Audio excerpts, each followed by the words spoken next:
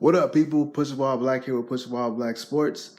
And this is an impromptu vlog about the NBA Finals and some football stuff with my homie Minyon Garrett from the Rant Sport Fitness. This was the only way I can get him. Well, this is the only time I can get him, rather. He was running errands, and he gave me a good, I want to say, a little bit over an hour worth of stuff, and we had a good conversation. The audio is okay.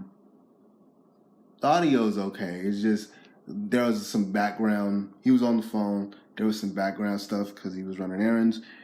So bear with me on his end.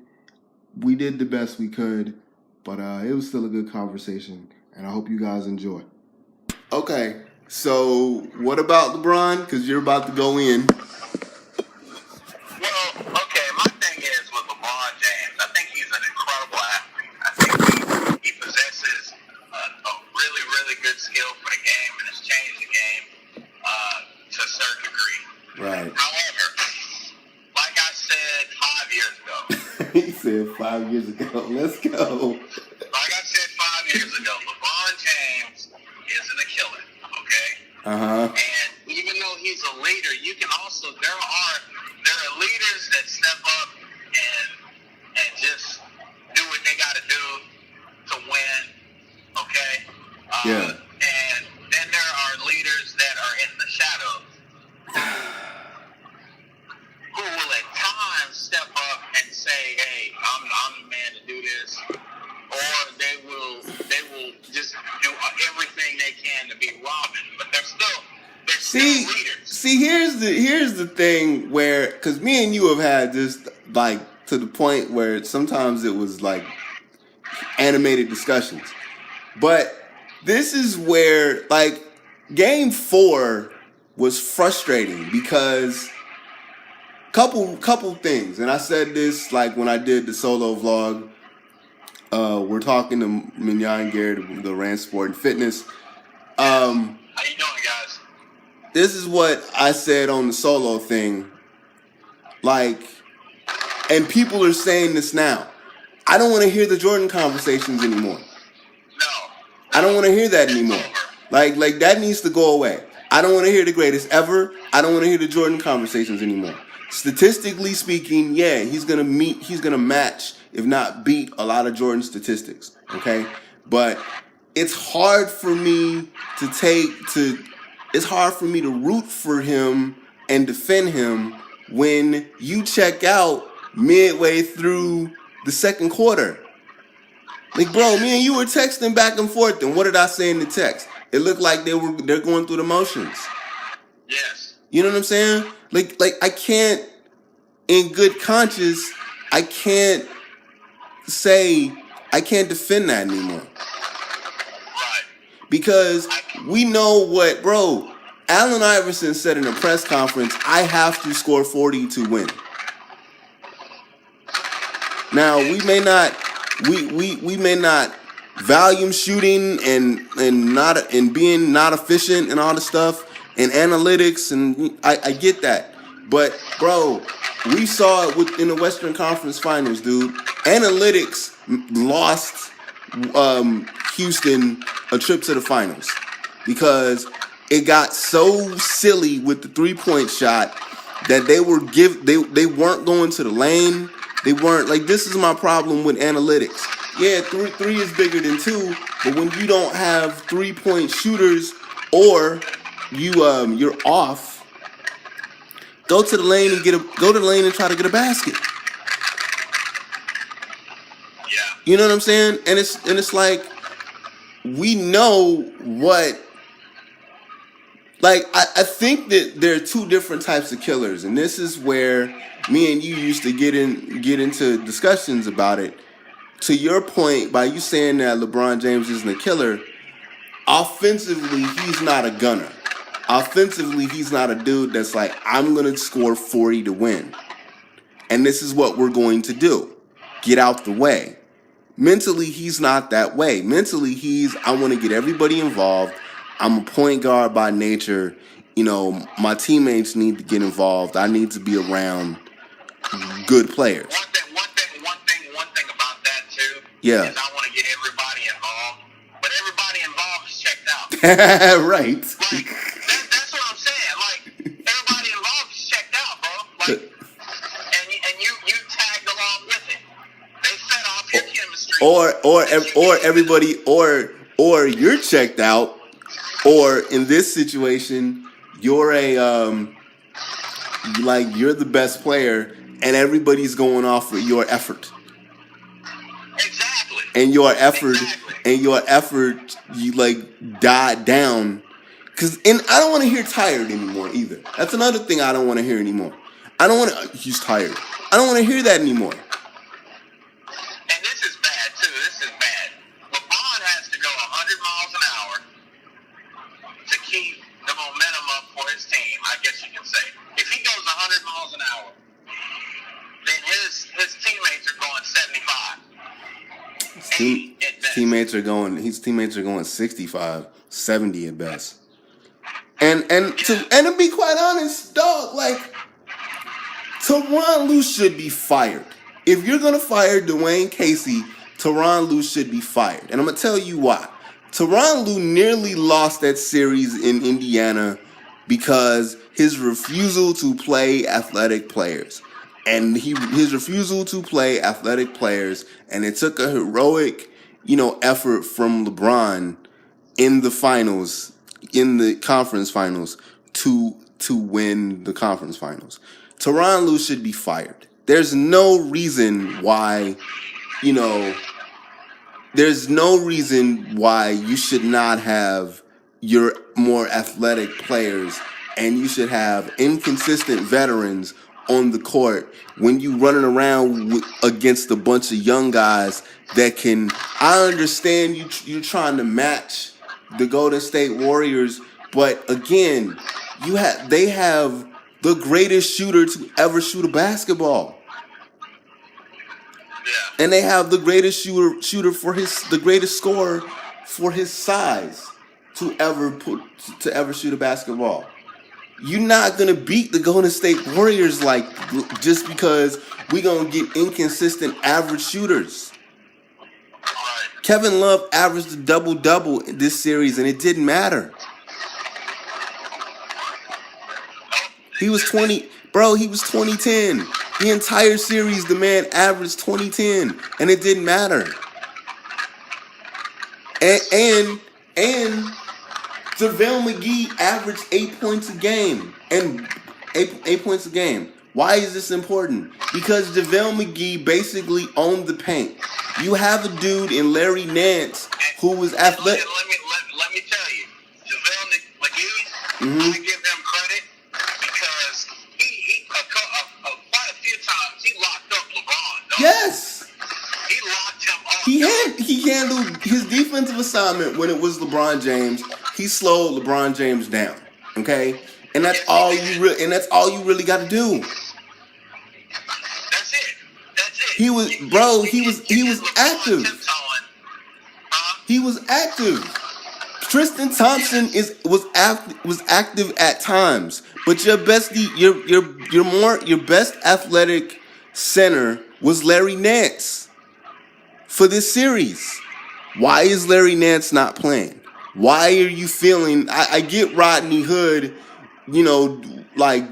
wasn't really engaged in the playoffs, during garbage minutes, but they didn't play him enough.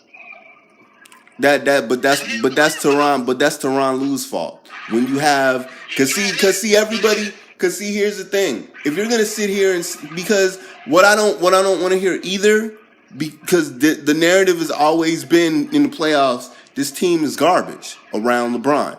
LeBron James is playing with a bunch of garbage teammates, right? Okay, you got it. You got. Okay, explain, because I was gonna go into something. Oh no, go ahead. No, what I was gonna go into was Kyrie Irving wanted to leave. He wanted to leave. He was gonna have surgery, in the season if he wasn't gonna get traded. So he was going to leave. Okay, so you traded you got Isaiah Thomas, you got Isaiah Thomas, you got Jeff Green, you got all these people, you got Derrick Rose, and you got Rodney Hood and everybody. You got a good haul for who you traded. Okay, you traded. No, hold on. Let me reset. You got Isaiah Thomas, and then you got Derrick Rose, and you got D Wade, right? So you got three guys that are on the tail end of their athleticism, right? And it couldn't work. Isaiah Thomas, even though Isaiah Thomas was coming off of an injury, and I don't think Isaiah Thomas had a legitimate chance to fit in their offense, Isaiah Thomas talked a lot. So they didn't like that. So LeBron didn't like that. So everybody got traded, right? So you trade for all these young guys, which was, you can take it for whatever it is, but then I don't want to hear how everybody's old when you have D Wade, Isaiah Thomas coming off of injury, and D Rose, and then when everybody gets athletic, you run around and everybody's like, oh, athleticism, because by the way, when everybody's together, they blew with Kyrie Irving, they blow Boston out the water. They blow Boston out the gym. Rodney Hood snapping off on everybody. Larry Nance is dunking on people. I remember when everybody was together with Cleveland. All the young guys were together, and LeBron James seemed energized, and Jordan Clarkson was doing something. And then when you get to the finals, or when you get to the playoffs, and then Tyronn Lue's like, I'm gonna put all my veterans in. Okay, I'm gonna put all my veterans in, and I'm gonna do this. Then everybody's like, okay, you don't have a team now. Like, I'm not trying to hear that, because then pick a narrative. Either he's got a bunch of young guys around him and he's energized, because he wasn't energized before, apparently. And we're going to figure out how to run with these young guys and, see what happens. Or, because if they lose, it doesn't matter because they tore the team down. See, that's a narrative that no one's talking about. If they lost at any point in the playoffs, it's a garbage season because they tore the team down. And they didn't. Like Tyronn Lue put veterans in there. Because of LeBron James, like, he won 2 series. LeBron James single-handedly got them to the finals. Not because the team was garbage, but because LeBron James. That's it. Then you decide in the finals, I'm going to put my veterans in there and I'm going to try to outshoot them. You can't outshoot them. Right. Exactly. You can't. You can try to match them athletically, but you can't outshoot them. They was barely able to outshoot Indiana. Because of LeBron James, because of Tyronn Lue's stupidness coaching wise. The only series that they dominated in was Toronto, and we all know that Toronto's soft, which is why Dwayne Casey got fired. So if we're talking about bad coaching and we're talking about embarrassing losses, Tyronn Lue needs to be fired, even if LeBron James stays. Which I don't think he is. No, he's not. Why would you stay? There's no point. I mean, I wouldn't want to play under Lue again. But see, that's his dude though. That's Toronto. That's because you traded or you let what's the name? You let David Blatt go. And David Blatt really wasn't. It wasn't that he was a bad coach. It was just he didn't really. There was some missteps as far as him being, as far as him understanding the NBA game. And Tyronn Lue had to help him out a lot of times. And him and LeBron didn't get along. So Tyronn Lue was the players' coach and LeBron's guy. So that's his guy. Okay. So, but this series has shown me that he does not handle adjustments well at all. And the only reason they made it this far is because of LeBron James. But to everybody's point, even though I hate to make this point, even though I hate to agree because I'm a LeBron James fan, LeBron James checks out. And LeBron James checked out in Game 4. Yes, he checks out, bro. And that's one of the things that hurts his legacy, in my opinion. Yes. I mean, because you can't just, you look at, I was watching an NBA documentary last night, and it was on Amazon TV, and it shows you all the greatest championships that occurred over time, right? Right. So, out of all, like, Bill Russell going to the championship, Bill Russell, 36 years old, winning a championship, you know, having the heart to finish the game. You know, you look at all these guys, man, that played, and all these guys that played, and then all of a sudden, you look at LeBron, it's like he checks out. It's like, oh, man, it doesn't make sense at all. In theory. It makes no sense. No, none of it does. If you're put in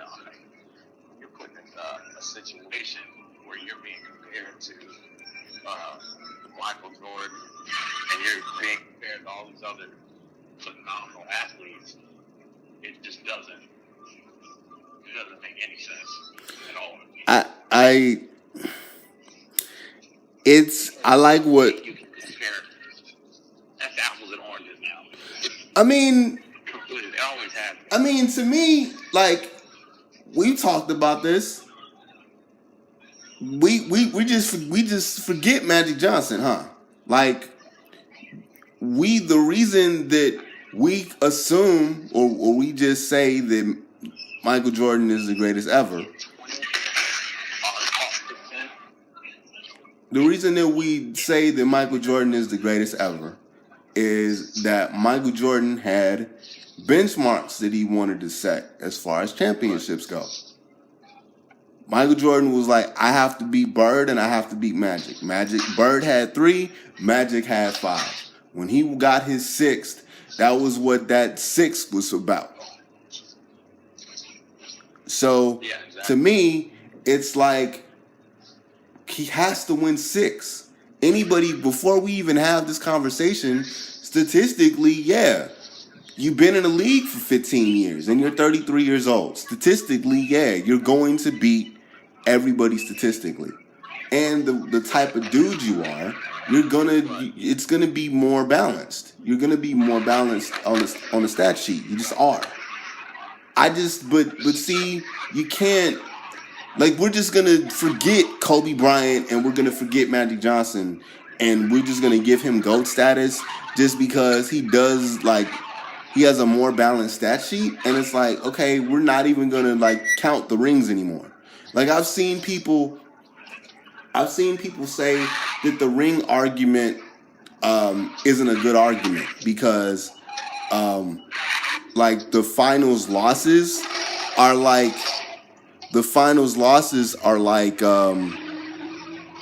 second place medals.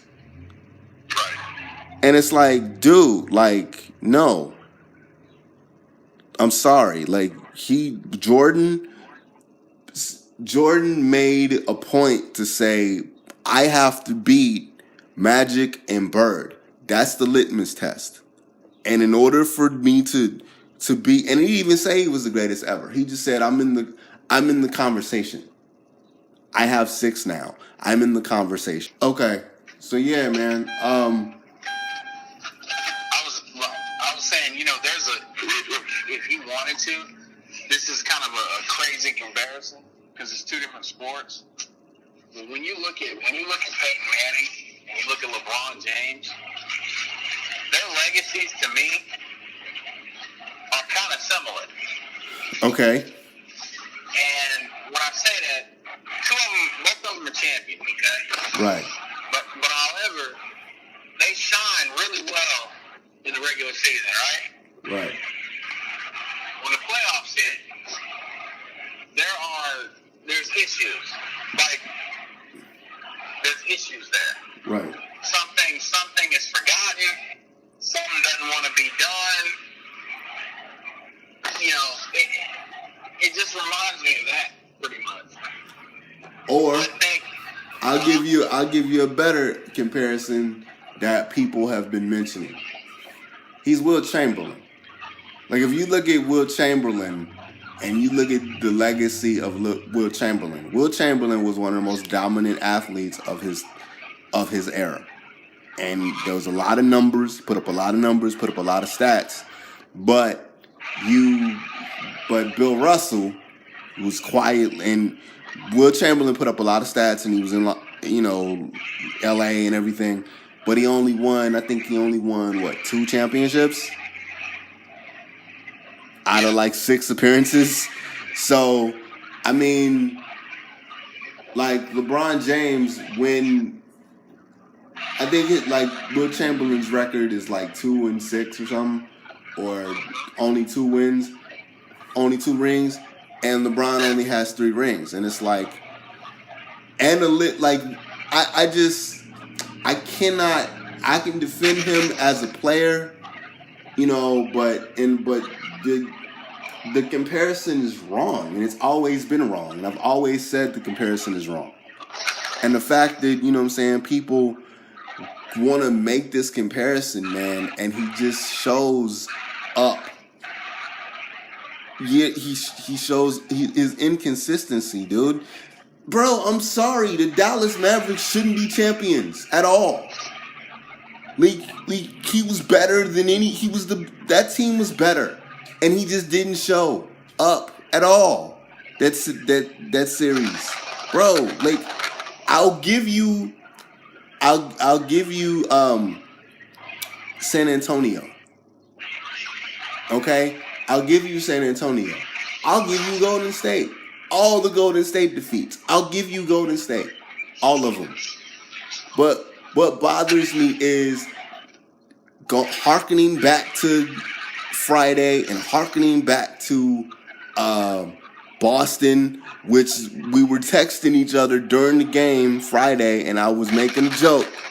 Hearkening back to Boston and hearkening back to that I'm not gonna repeat here. The joke that I'm not gonna repeat here. Hearkening back to Boston, hearkening back to Dallas, hearkening back to Friday. He checks out, man, and it's like you're too good to be indifferent about stuff. right. This is the finals, dude. Even if you lose, go out shooting. Go out with a blaze of glory. This dude barely got 20 points. I don't think he cares, dude. I think he said in his mind, what team has ever come back down 3? This is probably my last season in the head, probably. I'm gonna be here. I don't care, bro, because it may say, and you know what? It could have been just like that. I've been having to carry these guys, and they're not trying to play. But these are all the dudes that you wanted. He complained about everybody he get, bro. He complained. This is. It's his fault. It's his fault. It's his fault. He chose. Tristan Thompson is an energy guy, and he's old. You wanted Tristan Thompson there. You wanted to pay him a bunch of money. They got the same agent. You wanted him there. They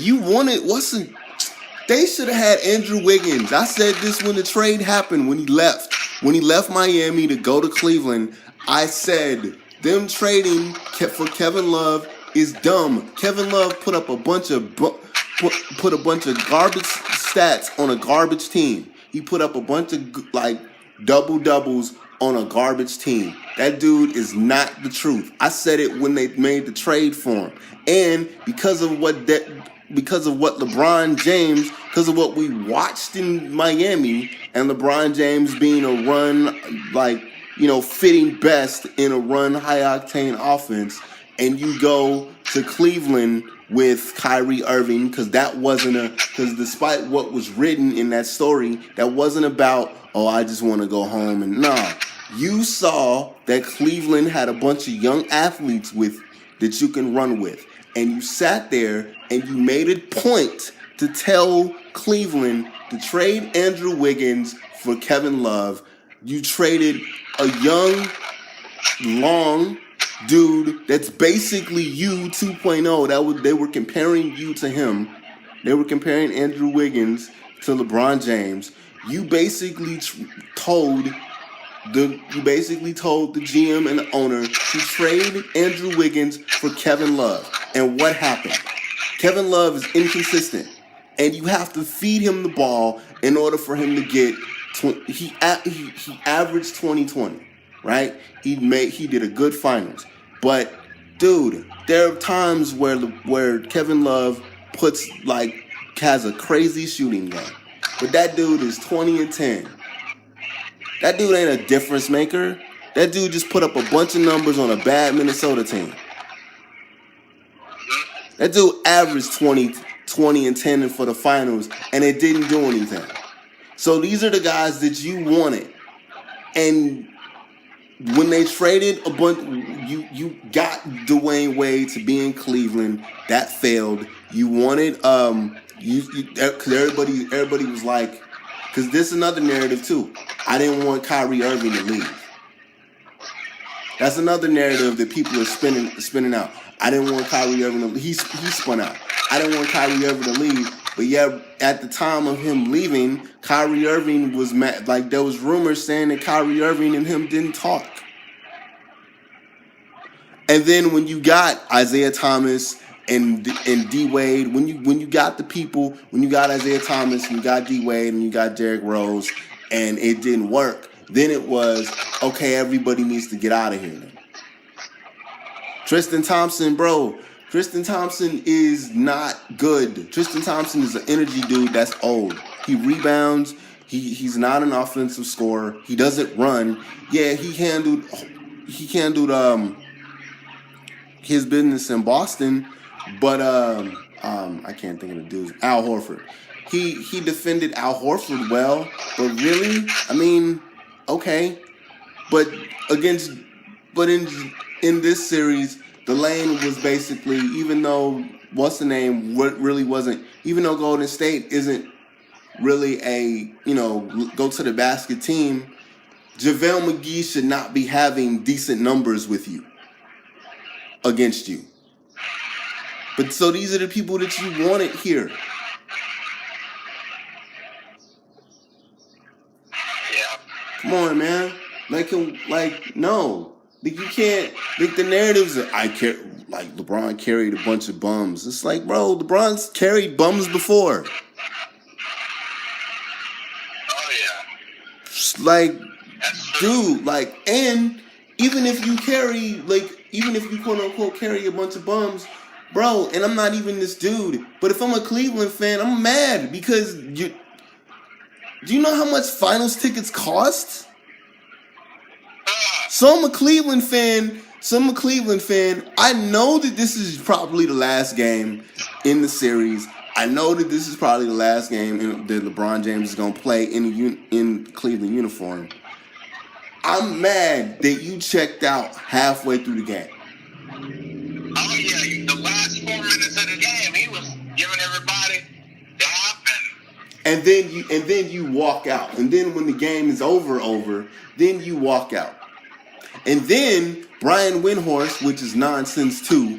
Brian Windhorst, after the celebrations and everything, when they do like, hey, what's going on in Cleveland? Brian Windhorst drops a bomb. Oh, LeBron James played with a broken hand. So, and that's another thing that I cannot stand, dude. Because, okay, why are you trying to discredit the Golden State Warriors victory over you? Why? To me, that's discrediting. That's trying to discredit what they did. And you're making excuses as to why you played the way you did. Because you played like garbage. Yes. Especially now my hand hurts. Especially the last game. You played like garbage the last game. Like and why couldn't you say that game? Why couldn't game one? Bro, here's the thing. Like, he broke the game because he punched the whiteboard. So that's when he apparently broke the game. Okay, bet. You need to let people know that then. Because if you let people know that then that means they can change the offense. That means Rodney Hood gets the majority of the shots. Because, oh, by the way, you can't say that Rodney Hood's bad, but then be like Rodney Hood is the only one that... Because, again, this is a media narrative. You can't say that Rodney Hood's bad, and then when you realize how anemic the offense is, then it's like, well, dang, Rodney Hood did score 17 points in Utah. He averaged 17 points. He can create his own shot. So if you are a person that if you broke your hand and you didn't let anybody know, did the training staff know? Did the training staff know? Did the team know? Did LeBron let anybody know other than Brian Wynn? Did LeBron let anybody know during the finals that, hey, this is a thing? Just don't tell nobody. If this is true, then the offense needs to change where the vocal point of the offense isn't LeBron James. The vocal point of the offense is Rodney Hood or Kevin Love. Maybe that's why Kevin Love got fed the ball as much as he did. But it would have been nice to let the rest of the world know what was going on instead of waiting until you get your butt handed to you by 23. And then you let the world know, oh, I played with a busted hand. Then you show up in the press conference with a cast on your hand. Really? Yes. Really? Bro, that's what I'm saying, dude. It's hard for me to defend him now. Yeah, I'm not trying to defend him. I know you're not. But I'm not going to try to defend him. But when I give... There's no excuse. I mean, LeBron James, dude, to me, and all this hype, I'm looking at people on my Facebook talking about LeBron is the GOAT. He's still the GOAT. And nobody understands what he did this season and the incredible things he's done. I'm like thinking, guys, okay, I'm not saying he didn't do a good job. I'm saying he does a good job. That's the problem. He does a good job. It's not a great job. It's not a great job. It's a good job. Right. He did a good job. Right. Can we say Michael Jordan did a great job? Can we say Bill Russell did a great job? He did a great job. But can we say Kobe Bryant did a good job? Just forget about we just forget about Kobe Bryant. Kobe Bryant is like, hey, what about my legacy? Bye. I'm here. I'm sorry, but now since they want to forget about Kobe, Kobe's back up over LeBron, dude. He never went below that. It was Jordan, Magic, Kobe, LeBron. Period. That's it. Period. There's no, I mean, as far as wing players go, there's no, that's it. And really, I'm going to ask you a question, man. What are we going to be talking about next season? Because wherever LeBron goes, ain't nobody beating the Warriors unless he goes to the Warriors. Boy, if he goes to the Warriors, NBA is locked. Here's how this may not be. This may not be so. One, when Stephen A. Smith floated that out there, the parameters of the deal were okay. Because basically, what Stephen A. Smith said, he's going to take a meeting. LeBron James is going to take a meeting. So, like I tell people, you go to the interview, okay? But you can't keep LeBron James and the team as presently constituted. You have to trade one of your or two of your core players. Stephen A. Smith says, and it makes sense, that if you're going to get LeBron James, you have to lose two of your players. Two of the players that you feel comfortable losing in the way they run their offense, this actually works, is Draymond Green and Klay Thompson. If Klay Thompson is your third option, and only because Kevin Durant is so doggone good and he can shoot over people and his range is pretty much anywhere, then you lose. Then making Klay Thompson not there and making KD your second option, because really, if you take Draymond Green out of the equation of the Warriors, right? And you go, we're going to put LeBron James in the spot in the role that Draymond Green plays, where he's the defender, he's your rebounder, he's also the dude that facilitates the ball. Okay? He's LeBron. Quietly, when Draymond Green, and me and you have talked about this before, when we look at his career, he's going to have similar numbers long term to LeBron James. May not on the scoring level, but as far as everything else, he's going to have like assist numbers, rebound numbers, block numbers, all that stuff, right? 35-5 guy, okay? So that Swiss Army knife player that LeBron James popularized and Ben Simmons is now, and Draymond Green is quietly going to be that guy. You can put LeBron James on the Warriors without Draymond Green, and they don't lose a step. And honestly, it might gain a little bit more offensively, because then you have two guys that can break down the defense and create their own shot. Actually, you have three. Okay? So you move KD as your second option. Steph is the engine. LeBron's the facilitator. To me, though, however, you gain a better offensive threat inside, but you lose defensively, because we both know that LeBron James recently has been taking plays off defensively. So you would have to trade, because you would have to end up trading KD and not KD, but you'd end up having to trade Klay Thompson, and you'd end up having to trade Draymond Green for LeBron James to work cap space wise. They don't need to do that, though. That's the thing. They could say, why? I'm like, well, I like what Chris Broussard said. If I'm Golden State, why would you do that? There's no reason. They don't need him.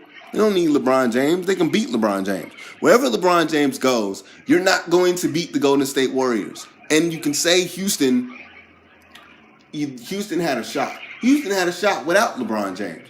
Houston lost that game because they ran their system over common sense. It wasn't that Golden State was better than Houston. It wasn't that, Golden State had a bad game. It was D'Antoni runs his stuff, and he unapologetically runs his stuff. And there's not a lot of change to that. If Eric Gordon or Harden or anybody, Eric Gordon especially, if any of them dudes went to the lane and scored 12 points in 2-pointers, they win that game, and we're not having this conversation, because the finals would still be going on. So, okay, he's going to go to Houston. How is that going to work? And oh, by the way, you don't even know if Chris Paul's going to be there, because Chris Paul wants a max deal. Do you want to... Minyon, let me ask you a question, dude. Is Chris Paul worth the max deal in the NBA right now? Just say it again. Is Chris Paul worth a max deal in the NBA right now? No. Exactly. So what are we doing? So going back to the Warriors' point, what are we going to be talking about next year? Because they're going to win next year. They're favorites to win next year. So Steph has 3 championships already. Klay has 3 championships already. KD has 2 now, and 3 finals appearances. LeBron James has 3 championships. What are we going to be talking about next year? Because after next year, then there's going to be 2 guards or 2 wing players with 4 championships. What are we talking about? Right. Like, it's gonna be interesting. next year.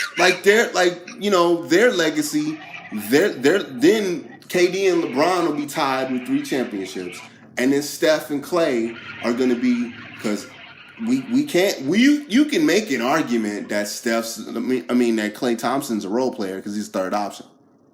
If they stay packed and if they stay together as currently constructed now, right? Yeah. So you can make an argument that Klay's a role player. You can't make that argument with Steph Curry. Steph Curry is the engine of that offense. He has 3 championships. We're not, as far as rings and as far as great players, the comparisons among all-time greats, we're not having this conversation yet. Next year, what if, because Steph Curry isn't a true point guard. Steph Curry's like a combo guard.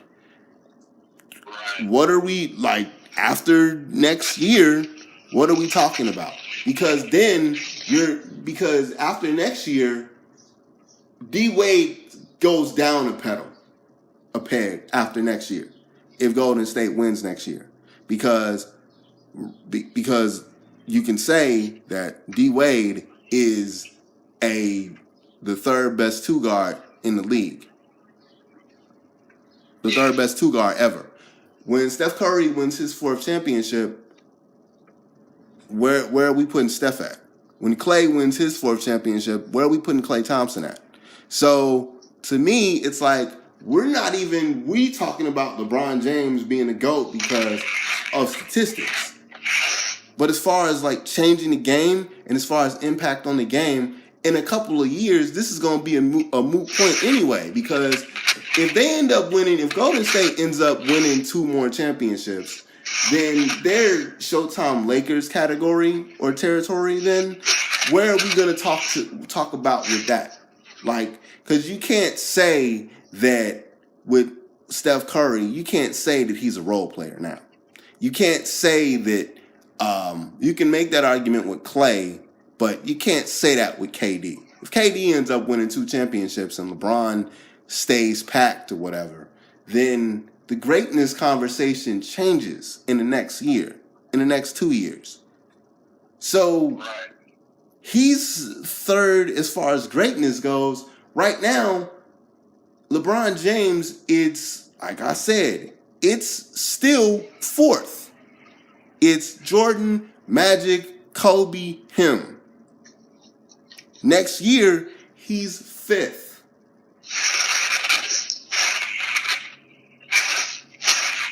It is what it is. So I don't want to hear the conversation anymore. Because if you look at all just wing players, because apparently we're not looking at because LeBron James is a wing player. So we're not looking at big man. We don't put him in the big man category, even though he can play multiple positions. We're not putting him in the big man category because he handles the ball. In a year, he's gonna be top 5, but he's not gonna be the GOAT. Like in a year or in 2 years, we're gonna have to start putting Steph Curry in that category. True. What are we doing? It's true. But that's a conversation that no one's having right now. But yeah, man, and this isn't even on some like Jordan is awesome and that no one else can touch Jordan. I'm telling you, in the next couple of years, we're going to have a conversation about Steph Curry being one of the greatest guards to ever touch a ball. Oh, yeah. I'm telling you, in the next couple of years, we're going to have a conversation about Kevin Durant being one of the best guards, forwards, wing players to ever touch a basketball. LeBron James isn't there, okay? LeBron James is there. He's in the conversation. But when we start talking about touching Jordan, he ain't there no more. And I'm tired of having this conversation. I watched this dude basically check out in 2 finals now. Chris, he never was there, bro. I know he wasn't. But it just, I don't want to hear Nick Wright no more. I don't want to hear Chris Broussard no more. I don't want to hear Nick Wright especially. I don't want to hear Nick Wright make that conversation no more. I don't want to hear Colin Cowherd do that no more. Stop. I don't want to hear that anymore. Statistically, yeah, I get you. But what are we doing? Right. I'm good. I'm not going to be as bad as Charles Barkley with the whole I'm going to punch people in the face when I see them and they make that conversation. I'm not going to be that way. But no, and man. I mean, Charles, man, it takes a lot to have to agree with Charles sometimes. But this one, he's right. He's right, man. LeBron James is like Randy Moss. I have a football question before I get off the phone with you, by the way. I have a football question before I get off the phone with you, by the way, because T.O is saying things. Oh, I know, T. I've heard some. Make your Randy Moss point real quick, man. Say again. Make your Randy Moss point real quick. Oh well, you know Randy would check out of games and just stop because he just didn't feel like playing. Yeah, and that's LeBron James. I mean, I just think his whole career. I get it. He's what a lot of these youngsters have never seen before, and things like that. And he has put up a lot of numbers, but at the same time, man, you gotta look at his on the court chemistry, his change of pace in the game. You gotta look at all that. He did not finish Game 4. What'd you say again? He did not finish Game 4. No, he didn't. He did not finish. He didn't finish, dog. I can't even give him credit. That's like if we were his teacher and he did just enough to get by. He did half the assignments. Yeah, he did half the assignment. Right. You mean to tell me you couldn't get your team? There was no way your team could get up in the 90s. You couldn't get your team up in the 90s, bro. By the end of the fourth quarter, you couldn't get them in the 90s. I'll give you one better. Can you give me 30? Like if I paid for the Game 4, knowing that this is the last time I'm going to see you play live in a Cleveland Cavalier uniform, could you give me 30 points? This dude struggled to get 20 points. Yes, he did. Come on, man. Like, come on. Die on your sword, fam. Come on. That's all. You know what? I've been saying it.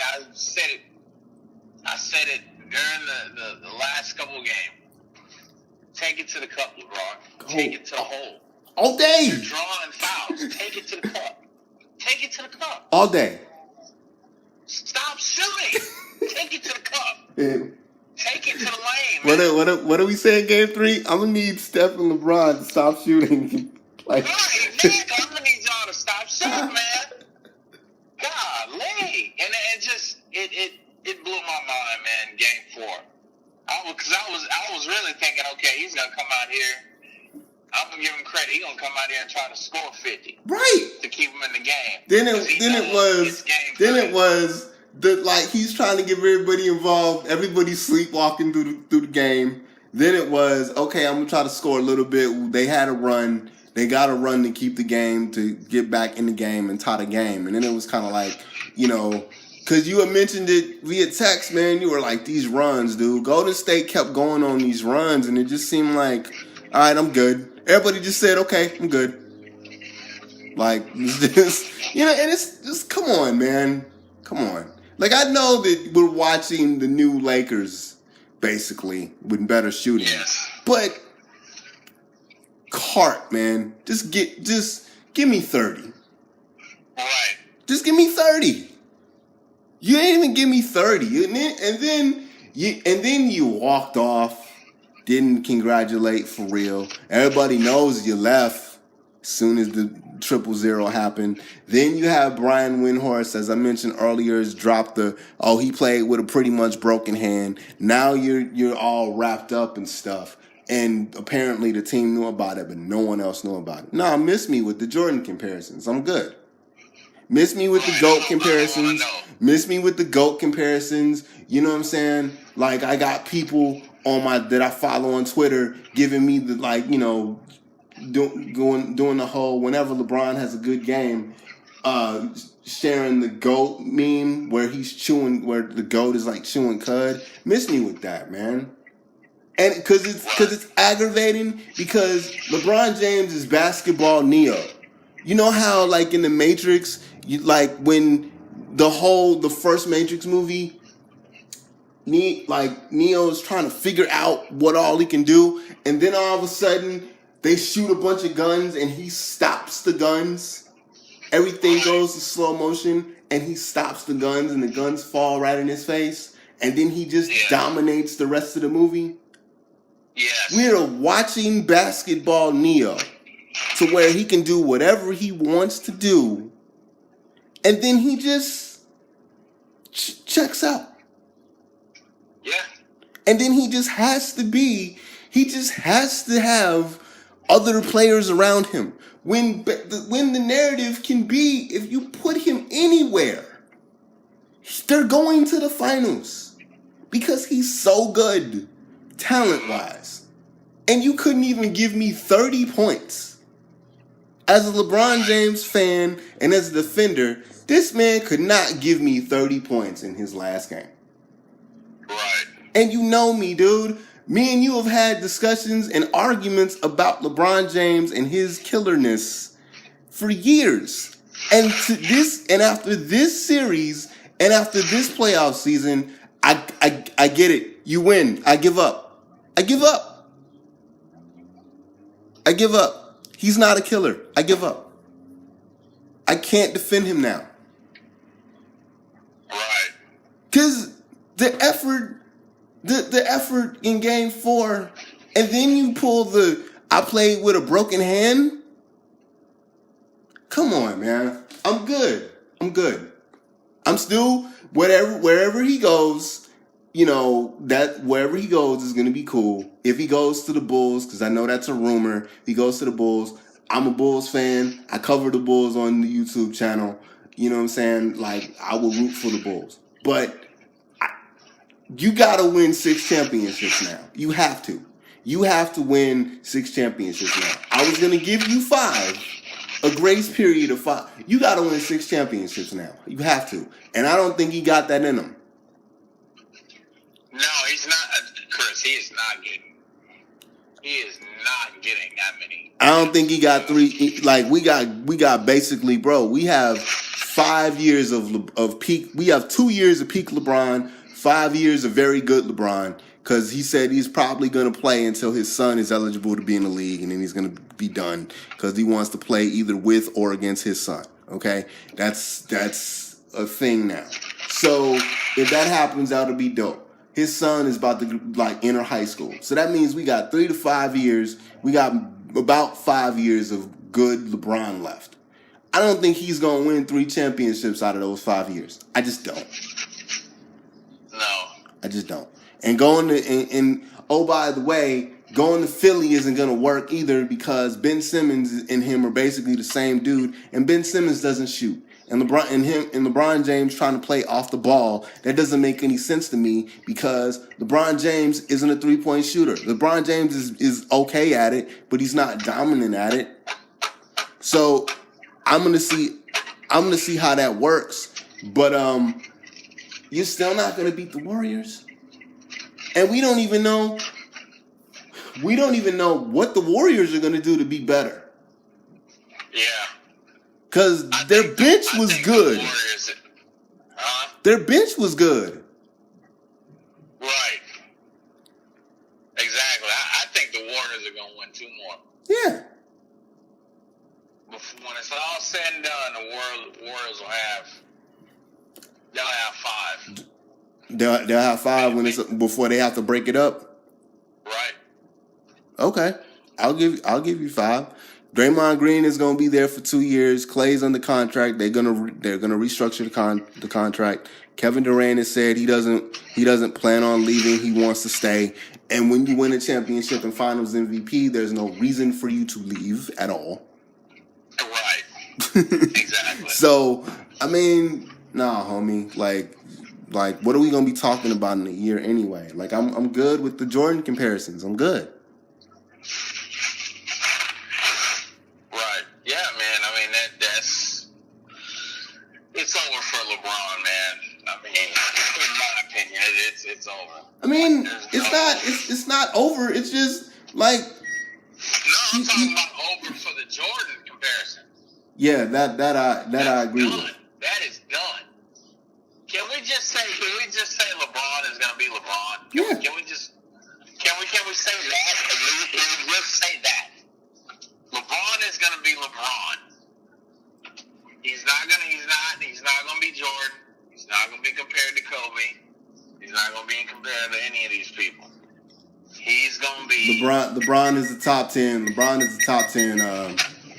He's a top 10 basketball player of all time. Right. He's not the GOAT. He'll never be the GOAT. I don't think he has 3 more championships in him. I just don't. He's not going to be the GOAT to me. He's just not. It was disheartening as a basketball fan and a former player. It was disheartening watching him and watching that team not play hard. Right. That was two of my favorite basketball players, and I've developed a great respect for Kobe Bryant now. But two of my favorite basketball players are Michael Jordan and Allen Iverson. That's who I grew up and I love watching. Okay, those dudes played their butt off. As inefficient as they were, they played their butt off, and it just seems they like left it all on the court, bro. Right, and it just seems like he didn't. And as a dude that grew up watching those guys, and as a dude that hated Kobe Bryant but grew to respect Kobe Bryant as a player, it insulted my basketball sensibilities watching that Friday. It just did. Like, that was not acceptable to me. Nope. At all. It wasn't to me either. It was really just, it was bad, dude. I mean, because it was almost like he just gave up. Especially on his team. I mean, especially when I watched the 51-8 thing, the 51-8 game. I was like, that's LeBron James. I was like, that's Superman. Game but one. You know what, though? It isn't. But you see what I'm saying though? As a fan of his, I was like, that's Superman. That's the dude. And then the triple double, the 33-point game where he did the triple double. I'm like, okay, that's the LeBron James that I'm used to seeing. But that's the triple double him. That's okay. That's Superman, but he's tired. The 51-point game, I was like, dude, that's Superman. That's Super LeBron. Put the cape on. Let's go. You might need to do that every game, but let's go. And for you to barely squeak out 20, man, it's just, no. But Chris, at the end of the day, the way I look at it is, like I've always said about LeBron. Like, I'm not hating on him. I'm not a LeBron hater because I think he's a phenomenal basketball player. I think he's an incredible. He has an incredible sense of the game, but at the same time, he's not the player that I would want on my team unless he has other people. Yes, because I know what I'm going to get out of him. Right. In Game 4 of this year and a few years ago, and watching him play throughout the season. Yeah. I don't want that. I don't want anybody. And we talked about this 3-4 years ago. Right. I don't want anybody that's openly saying that I don't want to put the team in my bag. I don't want to do all that kind of stuff. I don't want to score 30. I don't want to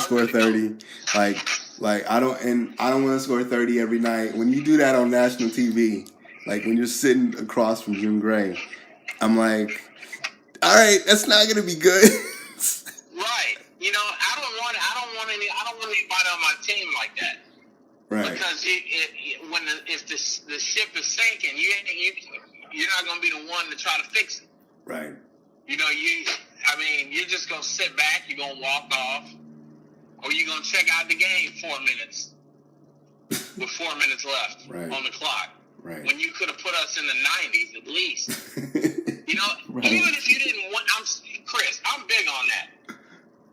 Even if you don't win that game, at least have the decency to play until the clock runs out, bro.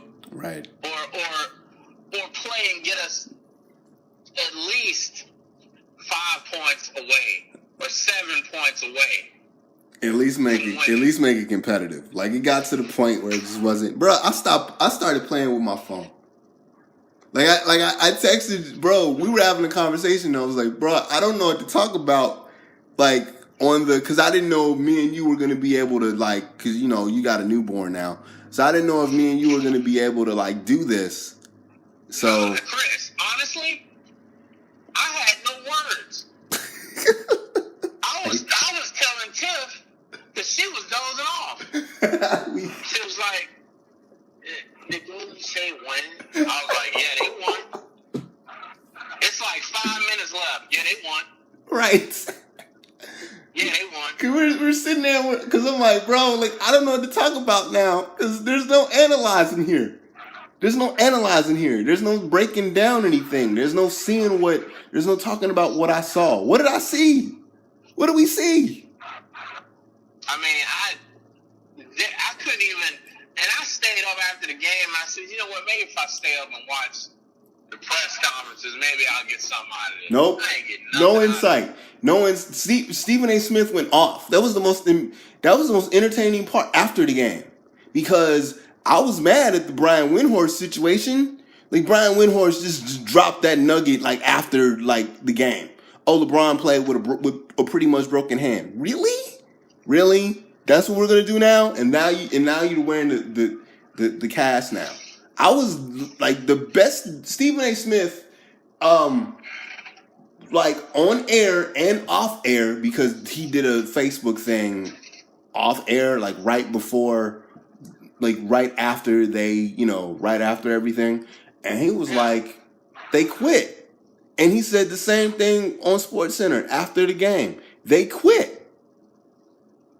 Right. And you can't defend that argument. You can't, like, debate that argument. It looked like they quit. It looked like they were disinterested. Like we said, it looked like they were just going through the motions. It looked like I'm sitting there like, okay, somebody has to do something. Like, I just don't believe the Cleveland Cavaliers as a team is bad. I think Tyronn Lue, like, to his detriment, had a rotation that he stuck with, and it didn't help in certain situations. I don't think Tyronn Lue's that good of a coach. I don't think he handles adjustments well, and I don't think that team is that bad. I think a lot of people, because that team has young, average guys, but they're all, like, I think the idea of, oh, that team is bad. That team is athletic, and Tyronn Lue would rather have average old guys versus average young guys that can still move around. So that team shouldn't have got blown out by 23, and LeBron James shouldn't have, like, checked out, because you're saying the last 4 minutes, that was when it was really bad. But my thing is, they seem kind of indifferent, because they've had indifferent stretches when they were in Boston, where I remember telling you, I'm like, do they realize that they don't have home court advantage here? Right. Yeah, exactly. And they play it like, and I'm sitting there like, I'm watching the game, and I'm like, do y'all realize that this is the last game of the series, and they're gonna celebrate on your home court? Is that a thing to y'all? They didn't care. Chris, I'm telling you, they did not care, bro. After game one, they knew they went into this series. I guarantee you, they went into this series knowing if we got to play Golden State, we ain't going to run with them. In Golden State. So. Right. Hey man, because I don't know how long you got left, but I want to get your thoughts on T.O. real quick. Okay. Saying that do you know the story? He's saying that one, which this is kind of funny. He said that he can still play at 45. That was hilarious. And two, but this is the most important and the most pertinent part. He's in the class to go in the Hall of Fame this year. He's not going to go to the induction ceremony. He's going to bypass it. Yeah, I heard something about that. Okay. What do you think? What do you think about that? Because I get it, but I still would show up. I get why everybody's mad at him now. So what do you think about it? I mean, I think he has a right to stand up for what he believes in. I mean, he's his own entity. That's his name. You know, on record and stats, should he have been in the Hall of Fame? Yeah. For whatever reason, well, we know the reason as to why it was held off this long, and do we understand why he's hurting because of that? Yeah, I do. I mean, I don't really have a problem with him not going, because I understand what he's thinking about and why. Oh, it's convenient now for you to put me in there after several years of battling you. Yeah, you know, I get it. I mean, they're still going to honor, like, they're still gonna honor his. Here's a statement. I'm gonna read the statement to you. While I'm incredibly appreciative of this opportunity, I have made the decision to publicly decline my invitation to attend the induction ceremony in Canton. Owen said in a statement released Thursday. After visiting Canton earlier this year, I came to the realization that I wish to celebrate what will be one of the most memorable days of my life elsewhere. Yeah. I mean, I get why everybody's mad, because to everybody else, it's like, it's the Hall of Fame, dude. Like Chris Carter, and I really like Chris Carter as a dude outside of football, because he really gives you a look into what it's like to be the football is life guy. Because with Chris Carter, football is life. And with Ray Lewis and Michael Vick, football is life to them. And I think T.O. is that way, but I get it, man. T.O.'s ego is preventing him to really enjoy the pageantry of the Hall of Fame ceremony. But I was thinking about it yesterday, because when it happened, I was so, concentrated on the finals and other things. And I think when it happened, I had errands to run, so I really wasn't around, like, consuming sports like that. But when I heard about it yesterday, and I started like researching it, I thought of it like kind of like a graduation type of thing. And it's just like, I remember not going to my junior college graduation. Like I forgot to get the cap and gown. Yeah. And I went to my bachelor's. My mom was like, "Don't worry about it. Go to your bachelor one." And I went to my bachelor's graduation thing, but it really wasn't for me, because they send you all the stuff anyway. They send you the diploma. They give you like the little. Like, this is where I get what Chris Carter was saying. Because Chris Carter was like, you're cheating everybody else that got you to the Hall of Fame. You're cheating everybody else out of that situation. And to be there. And he talked about how, in his Hall of Fame speech, he talked about his mom and his family. So, and I get what he's saying because a lot of times, like, we don't really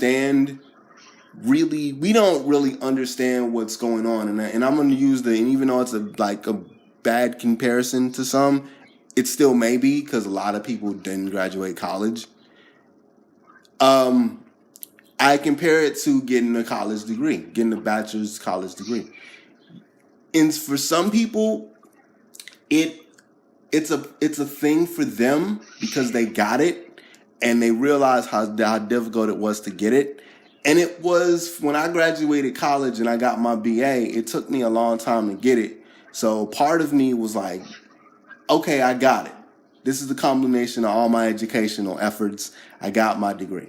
But to be honest, and this is where I get what Chris Carter was saying about how stuff like this affects other people. I told you this when I was walking up to the ramp to go up to get my my degree, or the little like envelope thing that you put your degree in. I saw my mom cry, and I was like, okay, this is for them. This is for her. This really isn't for me. This is for her. Because that's what she wanted for her sons. She wanted for her sons to get their bachelor's degree. Because she stopped at her associates and she just pounded that in our heads. Like, you need to get she really valued education like that. So I was like, okay, this is for them. This isn't really for me. I'm just glad it's over and I'm glad I can start work Monday. But, on this new job. But this really isn't for me. This is for them. So I get what Chris Carter was saying, and I get what Michael Irvin was saying. You're kind of insulting the hall. But at the same time, it's like, I had to wait 3 years after I retired for you to notice me. Like, nah, I'm good. I'm going to spend time with my family, and I'm going to kick it in another way. Yeah. That, man, you know what, though? I mean, but you got to see, the whole thing is about Chris Carter. I get it. I understand it. But you got to think, Chris Carter didn't have those obstacles, though. Like, he didn't have those obstacles. And I'm not trying to say, like, I'm not trying to discredit anybody that's gotten in the Hall of Fame and gone straight in there without a flaw, Mm-hmm. But unfortunately, T.O. has been going through the loops and hurdles to get in there for people to look at his stats and be like, okay, hey, yeah, you're Hall of Famer automatically. No, they've played off of his character. They've played off of his...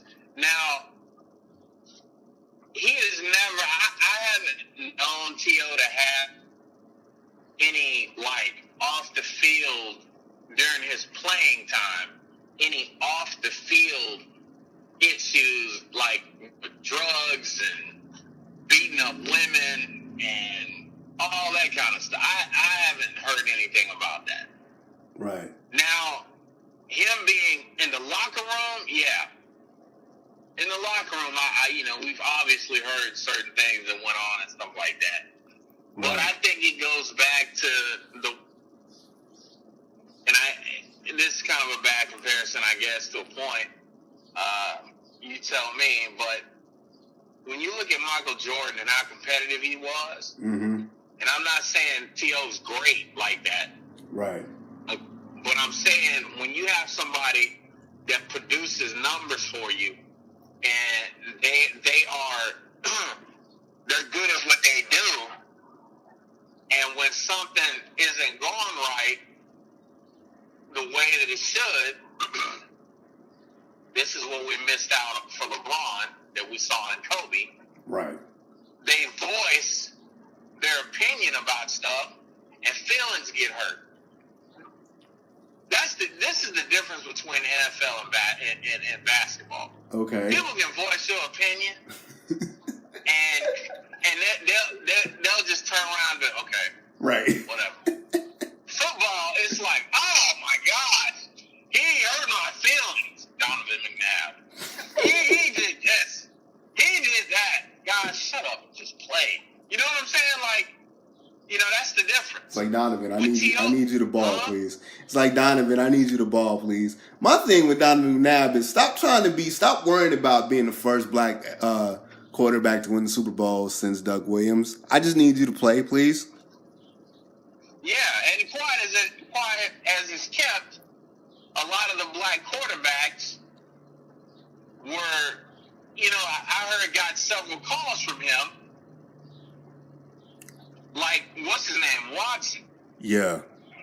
Got a call from Donovan about that same issue. Oh, like, just ball. Just play. It's like, man, why are you trying to tell these cats that, man? Just let them play. All right, man, you're gonna do wonders in the NFL, man. You gotta be one. You gotta be that black dude that comes in here and wrecks it, man. You got to. One is victim. Right, it's like, bro, like, just play. Just be a commentator, dog. You ain't gotta do that no more. Right. You don't gotta do that, man. It's not your place. Please. You ain't gotta hold up the banner, dog. You really don't. Yeah, and I that's my thing with T.O. is like, he just, to me, he voiced his opinion a lot. He's an outspoken guy. What kicked him in the butt? It shouldn't have. What not being say that again, you chopped out. I said it shouldn't have. That's what kicked him in the butt, but it shouldn't have. His openness to say whatever he wants to say. Yeah. He wanted to win, dog. Like, I mean, it's not like I'd rather a person be vocal than non-vocal and non-productive. Right. If you're productive and your numbers are blazing off the roof, like his were, right. He has the right to make an opinion, dog. He has the right to say something, man. I mean, he's trying to light a fire under these players' butt, and he played with people that were soft as Dr. Cotton, boy. And that's what got me. Donovan, I'm sorry, Donovan. I know you had issues with you, but you're soft, man. Your feelings were soft. I mean, you heard worse things from coaches. Concerning what, Donovan? No, you hear worse things from high school coaches that talk to their players. Right. Man, what'd you do? You turned that poontang pie man this morning? Is that why you so weak? Let's go. You know what I'm saying? I mean, come on, man. Like, get over it, man. That ain't supposed to hurt your feelings, man. Like, hey, man, F your feelings, man.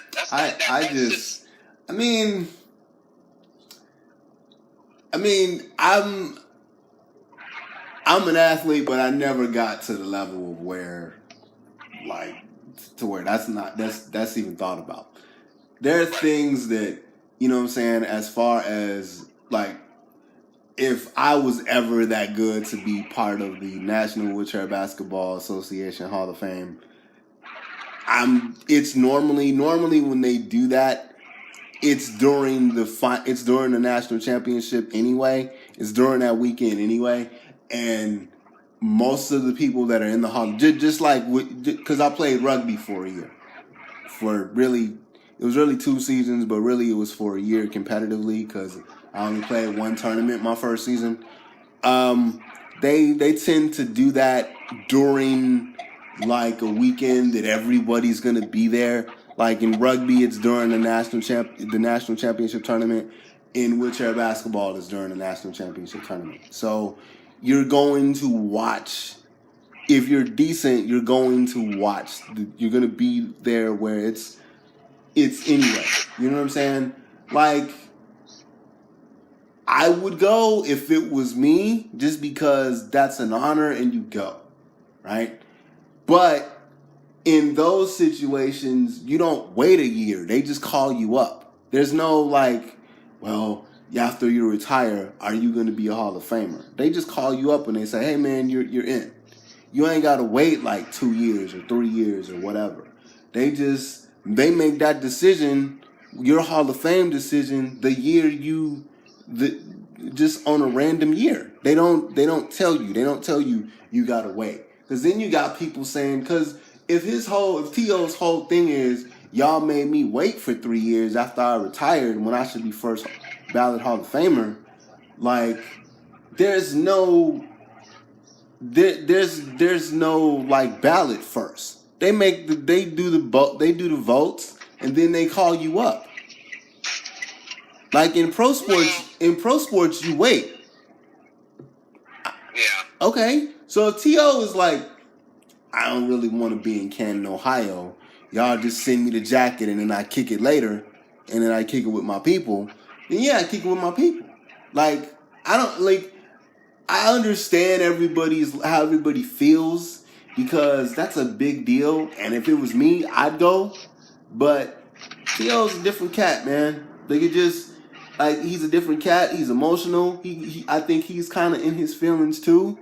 But that's his money. He's going himself. Like, they're not paying for him to go there. He's going himself. Just send me the jacket. Just send me the jacket.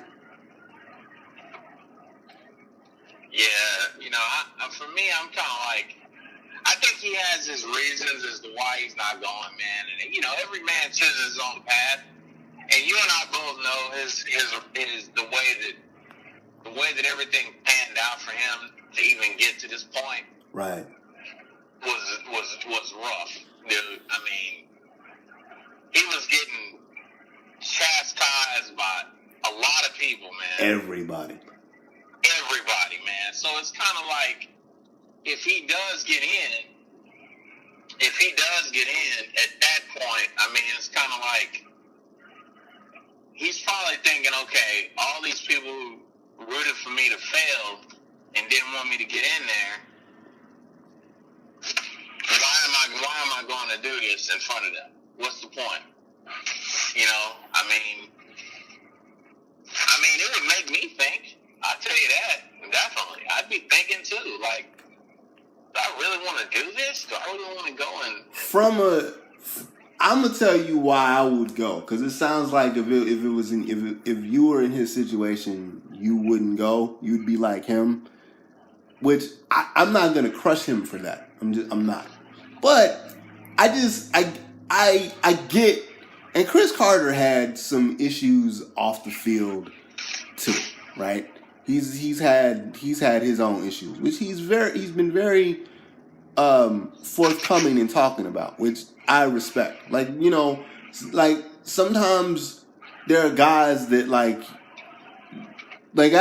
since he's become an analyst, and since I've kind of catch him since he's gotten to Fox Sports 1, like, you really get to see the type of dude Chris Carter is, and I respect his opinion, and I respect him as a dude. That's a dude that, like, I'll sit and listen to talk about life for maybe like an hour or something. Like, because I just think he's been through some stuff and he feels the need to impart some wisdom too. So I get why he's feeling the way he feels about this. And Michael Irvin is the same tip, right? I would go because it's not, like I said, it's about the people that got you there. And, like, I would go, but if I felt some type of way, I wouldn't speak much. Because what Chris Carter said, which is something that I don't agree with, he could be like Michael Jordan. And he could go, and he can go up there, and he can, like, speak the ills of what he... Speak his mind and speak the ills of why he feels the way he feels. Michael Jordan, when he was inducted into the Basketball Hall of Fame, Michael Jordan said one of the most pettiest speeches I've ever heard in life. And if we're talking about T.O. and we're talking about his emotions and in some cases his pettiness, I don't want T.O. to speak at the Hall of Fame ceremony and he's going off on tangents about the NFL. True. But I would go because, you get to kick it with a bunch of old timers, and a bunch of wide receivers, because everybody's going to be there. I would go just to go. But then again, if he feels that strongly about it, I would rather him not go and make a spectacle of his Hall of Fame speech than him go and then be really, really petty. Because I have a feeling that T.O. would be really, really petty if they made him go. Yeah, you got that feeling, huh? Yeah. Like, I think it would be Jordan level bad as far as speeches go. Because if you listen to Michael Jordan's Hall of Fame speech, he was really... Bruh, am I wrong? He ripped into some people, dog. That's what I'm saying. Like, I don't want T.O. to do that. He said, what got me was, he said, what did Jerry say? And then he said, there's no I on this team, but there's an I in win. There it is. I was crying laughing, boy. And he said, I feel sorry for my kids. Yeah, boy. I mean, hey, you know what? I mean, I enjoyed it because it made me laugh, dog. Right. Because this is the best dude, best player on the planet, dog. And he's roasting people, dog. And it's like, wow, what do you do? He roasts some people at his high school coach, didn't he? His high school coach. He roasted Jerry Krause. He went up there with a flamethrower to everybody, dude. And they all sat there nervously laughing. Because they couldn't do it. Watch Tom Brady do it. Huh? Watch Tom Brady do it. Man, I want to see that one. But God, like, I don't know, man. I like T.O. as a dude. And I just don't want to see him if he doesn't want to, I don't want him to be made to feel bad, and then he has to come, and then he has to come to save face, and then it becomes really petty. Like, if he doesn't want to be there, like, he shouldn't be forced to be there. Because, like, I would rather him be around his people, kick it, do a little thing, and then, cool. Because, like, I don't see... I agree with Chris Carter, but I agree with Michael Irvin, and I agree with the media. Hey man, this doesn't look very good to you, and you're kind of insulting the Hall. But I just think that it'll be really, really bad if he doesn't want to be there and he feels some type of way about not being first ballot. Because T.O. is not the dude that's gonna be like, he's not gonna hold anything in. Like he's not. So. What if he just got up there and they gave him the trophy and he got on the mic and just said, thanks, and walked away? That would be good. For me, I'd be like, all right, bet. But then everybody else is going to say stuff. Yeah, they are. Everybody else going to say stuff. People have to understand, he doesn't owe you anything, bro. Like, you know what I'm saying? Like, he doesn't. No, not at all. Who does he owe? Nobody. Exactly. Nobody. He doesn't owe anybody anything. I'm good enough to play a sport. I play my sport. I'm good. like all this extra stuff, I get it, but I don't know, man. And I used to be wheelchair basketball is life. You know what I'm saying? And I used to be the guy that was like, when I was still trying to ball in my 20s and stuff, and people would complain about the wheelchair basketball and the NWBA, I would be on the forums and stuff, and like you don't understand. You should be grateful that you're playing because a lot of us don't have the opportunity to play anymore, or a lot of us the game was taken away from us for whatever reason, and you should be. And it's like, like I got out of that. Like the older I got, the less I got into that, and it was just like people need to be them. And I think a lot of guys like Michael Irvin and Chris Carter and a lot of old dudes, they just, and I feel the same way in basketball when it comes to like player movement and stuff. I feel this is a job. You know what I'm saying? Like it's a job, and there's a select group of, and I realize for a lot of dudes, sports is life, or whatever sport they're in is life. Like for me, for a good solid 4 years, wheelchair basketball was life. And as I look back at it now, wheelchair basketball afforded me, a chance to do some things that I normally wouldn't be able to do, even though I'm not a professional. But at the same time, it made me, because I was chasing certain things, it made me make decisions that were poor as far as my education goes. So, I get the basketball or football or sports is life for people, because in some cases, even if you don't go professional, in some cases, sports save people's lives. Like, and for Chris Carter and his family, sports saved their life. For Terrell Owens, football saved his life. But when you come to a conclusion that, like, cause dude, like T.O, you can say whatever you want about T.O.'s emotions. That brother gave everything he could on the football field, and it just didn't matter to people. So it's like, why do I need to deal with this now? why do I need to deal with this faux honor when y'all didn't honor me when I was playing? I'm good. I'm gonna kick it with my people. And that's why I'm saying, like, what is the point? Like, I could care less if he does a speech or not, man. I'm kind of in his corner, and then I'm kind of like, because if it was me, I probably would go up there, and I'd just be like, thanks.